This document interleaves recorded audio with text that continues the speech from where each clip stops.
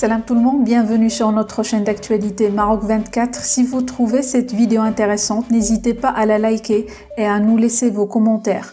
Aujourd'hui, mardi 5 juillet 2022, on a choisi de jeter la lumière sur la célébration en grande pompe ce mardi matin du 60e anniversaire de l'indépendance de l'Algérie après 132 ans de colonisation française. L'occasion pour le régime militaire qui prend en otage tout un pays et une population de 44 millions d'âmes d'exposer ses muscles avec une imposante parade militaire dans la capitale Alger.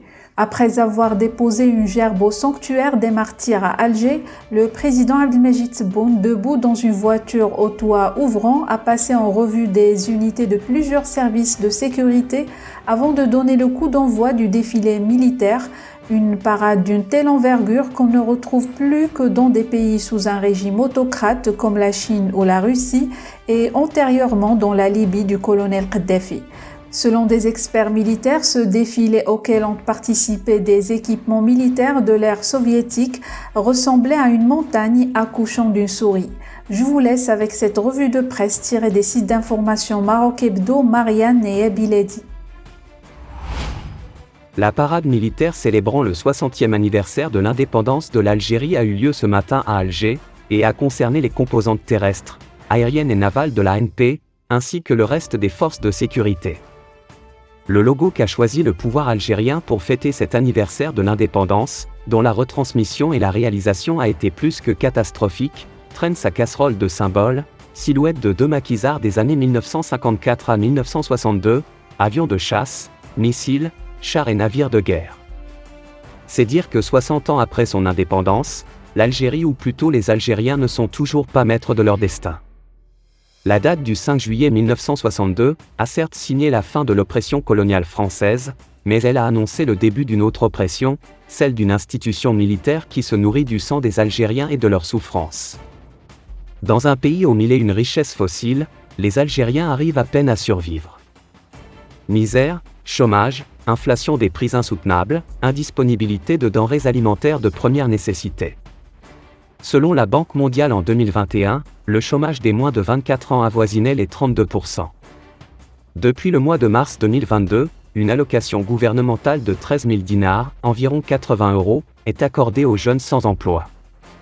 Le but est de dissuader une population jeune qui soit se suicide, soit brave la mort dans les côtes algériennes, en quête d'un Eldorado perdu.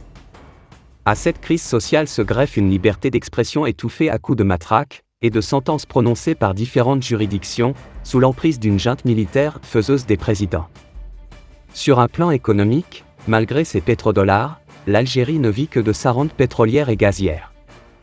En septembre 2020, le chef de l'État, Abdelmadjid Tebboune, avait promis une économie ouverte sur le monde et une Algérie nouvelle. Mais 2 ans plus tard, l'économie algérienne pâtit toujours des mêmes maux, une bureaucratie omniprésente, une fiscalité hasardeuse et une absence de stratégie industrielle, sans compter le poids d'un secteur public non productif et surendetté. Le secteur du tourisme algérien ne rapporte que 300 millions de dollars, environ 288 millions d'euros, par an, contre plus de 13 milliards pour le Maroc.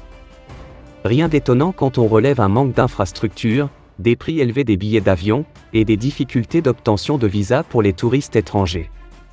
Le pays, à la merci des caprices de ses caporaux avides et cupides, est au bord du gouffre après la chute des cours des hydrocarbures entre 2014 et 2021.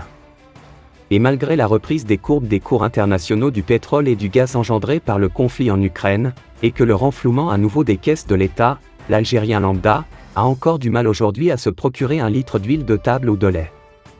En tout cas, c'est le moindre souci pour l'establishment algérien, qui se vante de son armée et de son armement, et qui dilapide ce qui reste, après la répartition des richesses entre les généraux et les autres gradés de l'armée et les services, dans les campagnes de propagande contre le Maroc, son image et son intégrité territoriale, à travers le financement de sa création, le Polisario. La naissance en 2019 du mouvement populaire de contestation Irak, a fini par convaincre cet ordre de néo-dictateurs du XXIe siècle, que leur pouvoir n'est pas illimité ou éternel. Face à la rue contestataire, le régime utilise la politique du bâton sans la carotte. Arrestations arbitraires, condamnations lourdes à l'issue de procès éclairs, fermeture de journaux, tout est bon pour perpétuer les richesses, et la mainmise d'une bande de malfrats et de propagandistes par excellence, qui endossent le treillis militaire.